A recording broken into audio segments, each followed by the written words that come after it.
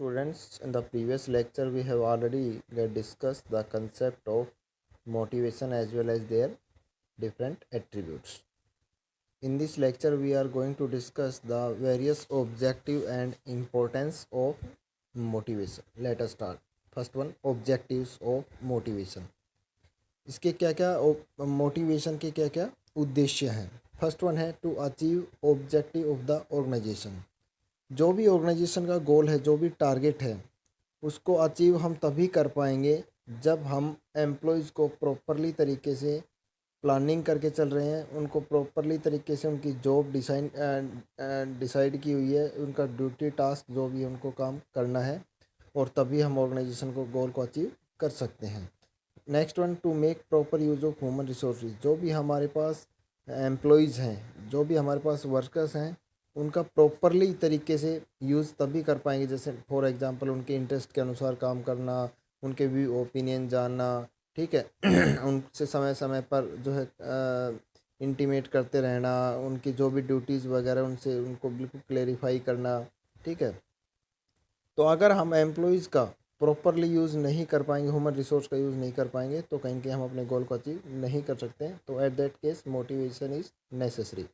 Next one, to provide job satisfaction to the employees. हम employees को जिस भी काम, जिस भी ड्यूटीज़, जो भी उनको ड्यूटीज़ हमने असाइन की हुई है, उसको सेटिस्फेक्शन देना, ये भी मोटिवेशन का मेन उद्देश्य होता है. अगर हम एम्प्लॉयज़ को उनकी ड्यूटीज़ जो है, उनके जो टास्क है, उससे हम सेटिस्फाई नहीं कर पाएंगे, तो कहीं ना कहीं हम अपने गोल को अचीव नहीं कर सकते हैं. ना ही उसमें ऑर्गेनाइजेशन अपने गोल को अचीव कर पाएगी, ना ही एम्प्लॉय का जो है वेलफेयर हो पाएगा. Next one, to raise the moral of employees. To raise the moral of employees means employees के अंदर जो है उसको इस टाइप से स्टिमुलेट किया जाए, इस टाइप से मोटिवेट किया जाए कि उनके अंदर से ये चीज़ आए कि हाँ, मुझे ये काम करना है और आई कैन डू इट, मैं इसको कर सकता हूँ. That is the moral of employees. Next one, to satisfy the need of employees as per the need or requirements or the employee interest. They organization heads available or facilitate all type of the necessary thing to their employees. Just like as उनके भी opinion जानना, उनका interest जानना, ठीक है, और उनको किसी भी टाइप से कोई भी उनको प्रॉब्लम फेस ना करनी पड़े ड्यूरिंग वर्किंग आवर खास करके. तो उनको अगर इस टाइप की कोई भी प्रॉब्लम आ रही है, तो कहीं ना कहीं वो मोटिवेट नहीं कर पाएंगे और वो उस काम को विलिंगली नहीं कर पाएंगे. नेक्स्ट वन है to achieve cooperation of the employees. बिल्कुल it should be must that cooperate with the employees in the organisation. अगर ऑर्गेनाइजेशन के अंदर एम्प्लॉयज़ के बीच में कोऑपरेशन होगा, तो कहीं ना कहीं वो अपनी ऑर्गेनाइजेशन के गोल को भले ही भांति पूर्ण रूप से अचीव कर पाएंगे. अदरवाइज़ जो अगर उनमें डिसइंटीग्रेशन या आपस में ही कन्फ्लिक्शन की सिचुएशन है, तो at that case they can not be achieve their goal. Next one is importance of motivation.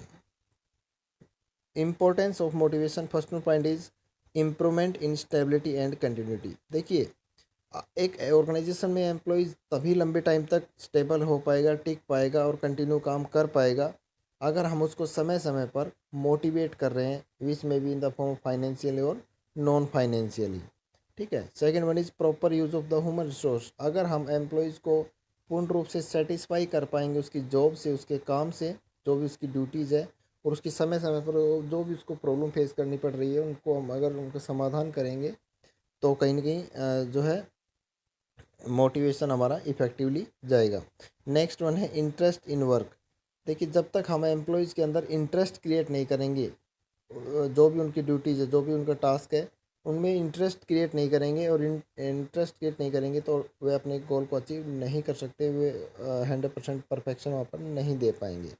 तो यहाँ भी मोटिवेशन बहुत ही ज़रूरी है, मोटिवेशन का अहम रोल है. नेक्स्ट वन है improvement in cooperation and moral. हम एम्प्लॉयज़ के अंदर कोऑपरेशन की भावना तभी बढ़ा पाएंगे, मोरल की भावना तभी बढ़ा पाएंगे, जब हम उनको समय समय पर मोटिवेशन देंगे. नेक्स्ट वन है build human relation and good labour relation.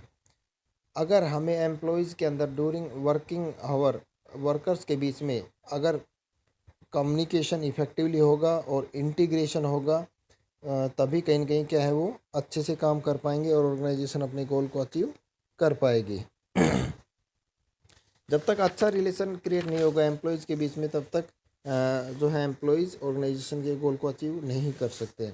Helping in achieving set objective, जो भी ऑर्गेनाइजेशन ने ऑब्जेक्टिव उद्देश्य सेट किया हुआ है फॉर देयर एम्प्लॉय और for their welfare of the whole organization in an effectively और एफिशिएंटली मैनर।